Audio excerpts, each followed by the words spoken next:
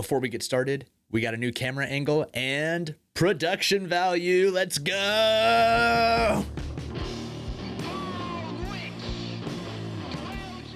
Samsung's Unpacked event was earlier today, streaming live from San Jose, California, and of course the focus was the S24, S24 Plus, and S24 Ultra. You can probably already tell with the title of this video, but the biggest updates to these phones weren't hardware, it was software. I do want to go over the software for the S24 line, but before we do that, let's touch base on the physical updates real quick. Starting with the S24 and S24 Plus. These phones physically look very similar, if not the exact same, as the generation before. They have the same button and camera placement, same body size, but they do have thinner bezels, which means a slightly larger screen. And they come in some new colors: black, gray, yellow, and violet. There's also some exclusive colors available on Samsung's website. These two models include larger batteries, and the screens themselves got an upgrade from last year, giving each model more nits. And the S24 Plus even has Quad HD at a 120Hz refresh rate. That's pretty cool. The S24 Ultra is also looking very similar to last year's model, but this time it's completely flat. We've come full circle.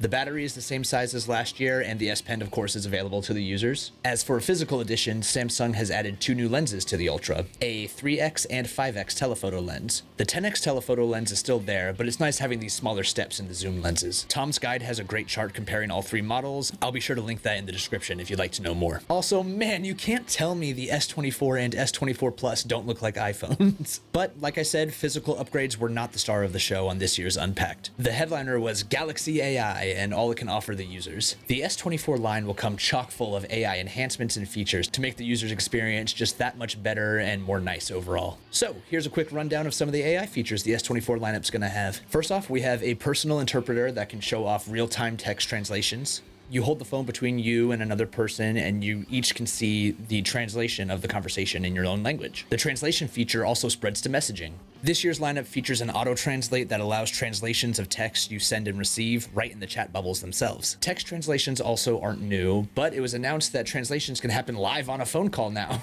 Samsung mentioned that this will work on any phone, including landlines. I think this is awesome. I don't know how often I'm going to get the chance to use this, but man, is it cool. I'm very curious how the Galaxy AI translations will work in the real world. Going back to chats, you know those quick replies that take context from the conversation and provide you some replies that you can send with just a tap? Well, Google Messages on the S24 lineup will allow you to style these. My guess is to make them seem a little bit more natural. Those quick replies can be very robotic, so I'm here for it. And I will absolutely be using the Shakespeare style when I get my hands on this. The Notes app will have a way to organize your notes and make the handwritten ones a little bit more neat.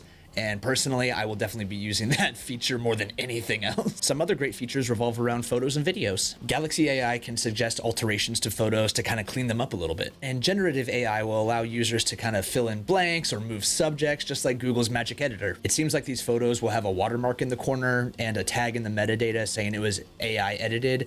My question is, what's stopping someone from taking a screenshot to change the metadata and then cropping out the watermark? It seems a little iffy, but I'm no AI expert, and these are still some pretty cool features. In the realm of video, Samsung announced this instant slow-mo mode that you can apply to any video you take, whether you shoot it in slow-mo or not. This feature uses, you guessed it, Galaxy AI to fill in the frames between the frames that you actually took to kind of make it a more seamless slow motion. I'm hesitant on this one. I don't think this is going to work well in the real world, but we'll see. And for some non-AI related features, at least I don't think it has anything to do with AI, we got the Quick Share update. So Google and Samsung had competing features similar to Apple's AirDrop.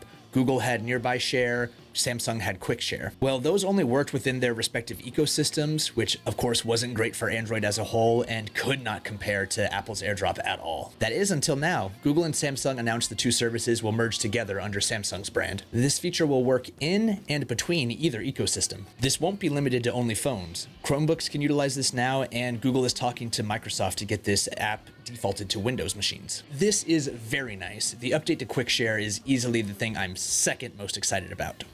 As for the thing I'm most excited about, we have Circle to Search with Google. When you hold down the home button or the gesture bar, you can highlight images or text and Google will search that for you. Based on the demonstration Samsung gave, it seems when you try to use this on videos, it'll pause the video before you can highlight anything in particular.